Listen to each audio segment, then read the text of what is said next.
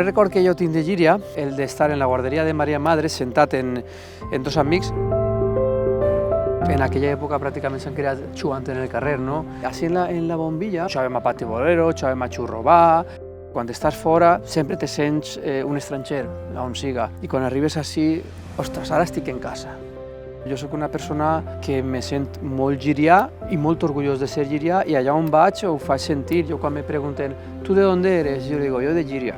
I començo a contar-los un poquet tota la història de Llíria, la cultura, les bandes de música, quan tinguérem a Negrino, que estigui a punt de ser emperador romà. Sense voler, perquè te l'eix del cor. El canó és on comença tot, per supost, començar jugant en el Llíria. Somiar-ho sempre ho he somiat, primer com a jugador i després quan començares com a entrenador.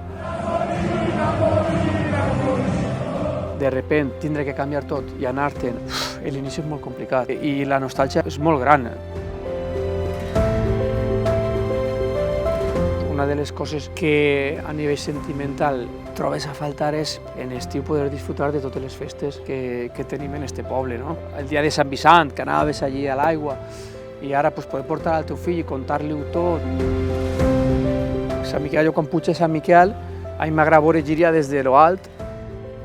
Llíria per mi és un sentiment d'orgull i d'agraïment cap a una terra. Hi ha unes persones que m'han ajudat a ser la persona que en aquests moments soc. I quan arribes així, realment te sents identificat en les teves arrels.